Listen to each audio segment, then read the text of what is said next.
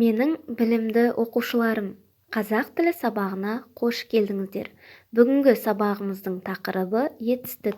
Барлығымыз бірге қайталаймыз. Бүгінгі мақсатым мен етістікті ажыратуды үйренемін, ережесімен танысамын, тапсырманы мұқият орындаймын. Заттардың қимылын, іс-әрекетін білдіретін сөздерді етістік дейміз. Етістіктерге не істеді, қайтты, не қылды деген сұрақтар қойылады. Өсті, ойнады, сайрады.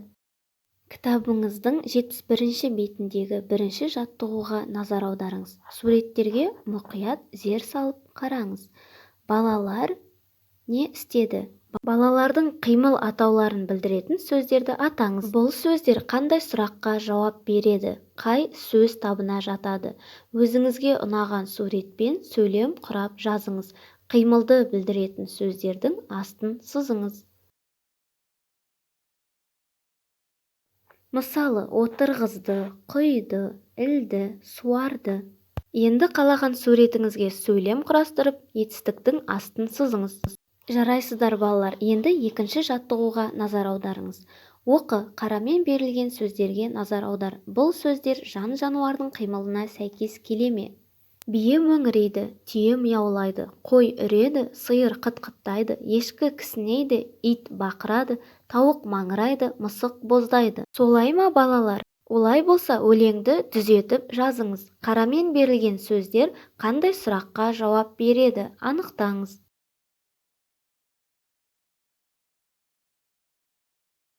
Енді өлеңді тексеріңіз. Бие кісінейді, түйе боздайды, қой маңырайды, сиыр мөңірейді, ешкі бақырады, ит үреді, тауық қытқыттайды, мысық мияулайды.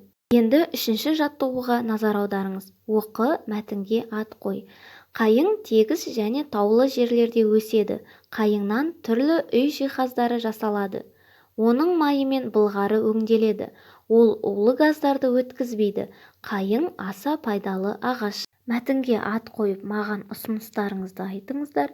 Етістіктерді табыңыздар. Етістіктерсіз оқып, аудио жазба жіберіңіздер. Қандай сөздер түсініксіз болды? Сөйлеуімізде етістік не үшін қажет? Бұл сұраққа жауапты да аудио жазба арқылы жіберсеңіз болады. Былғары сөзінің мағынасын түсіндірме сөздіктен қарап алыңыз. Немесе былғары киім, басқа да керек жарақтар тігуге арналып өңделген тері. Төртінші жаттығуға назар аударыңыз. Мәтінді негізгі сөздің мағынасына қарай етістік қойып оқы. Көктем, жер, күн, найзағай, құстар жылы жақтан. Көктемде болатын құбылыстардың реттілігін көрсетіп тұрған етістіктерді ата. Мәтінге қандай сұрақ қоюға болады? Бұл мәтіннің қай түрі? Мысалы, көктем келді, жер көгерді. Әрі қарай мәтінді жалғастырып жазыңыз. Үйге тапсырма 5-ші жаттығу 73-ші бет.